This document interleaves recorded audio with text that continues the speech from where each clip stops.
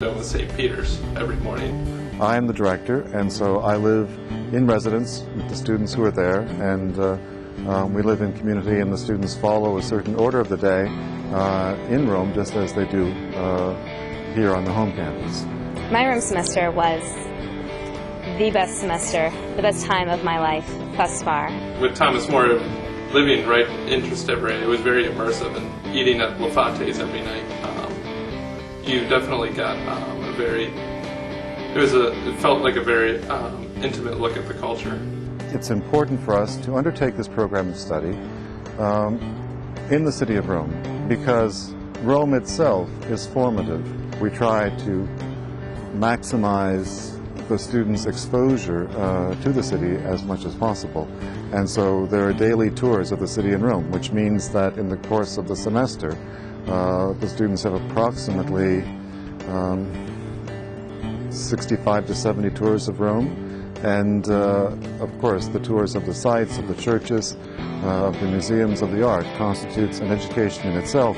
Well, I think Rome is, has the ability to transform you in such a way that you really start to mature and see your role in college and see as yourself as part of the conversation that takes place.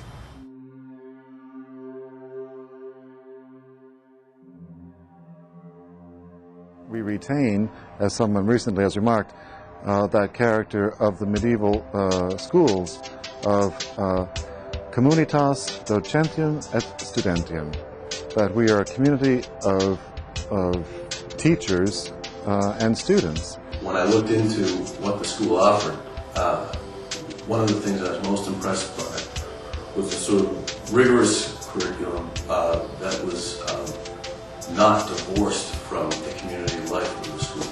Well, it is such a small campus. I mean, it's like the Greek polis. I mean, it's small, and everyone knows each other. We know our professors. We have dinner with them. We eat with them. We interact with them completely. With the faculty-student relationship, I think here it really is something incredible because you have such an interaction. It's like a family. I mean, everyone knows each other. Everyone works together. It's a community, emphasis on communitas.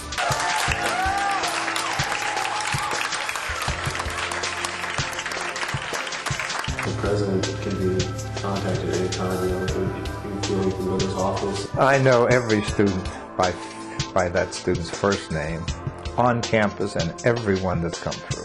People ask me, well, how big do you want to get? I said, I know we're too big when I have to say, I don't know who that student is. What's that student's name?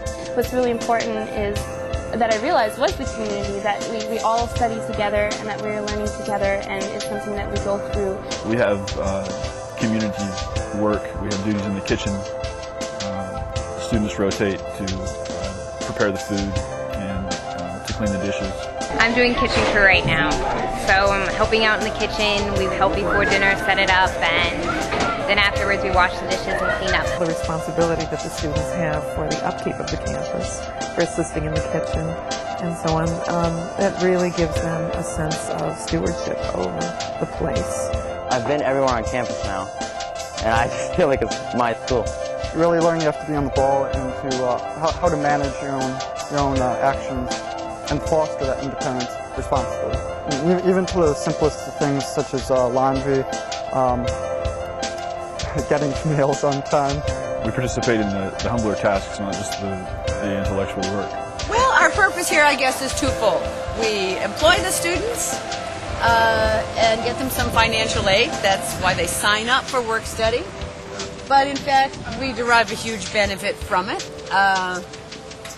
We get a lot of the work that needs to be done on campus taken care of. Anything from, as you see today, raking leaves to actually constructing things, building things, redecorating offices. It's good for the school, it's good for them, and it's not a downside that it gets me away from my books for a few hours every week either. So. What do you teach here, Ms. Enos? Latin and classical Greek. I do the second-year languages, intermediate languages, and then I do the introductory Latin. I've been influenced by the Benedictines and also by the Franciscans. The Benedictines, with that emphasis on order and regularity. As you know here, there's an order of the day, but activities don't interfere with other activities. So when we have the Mass, nothing is supposed to be going on while we have Mass. or if we're dining, nothing is to interfere with that. So it's a kind of Benedictine order and regularity, that there is a joy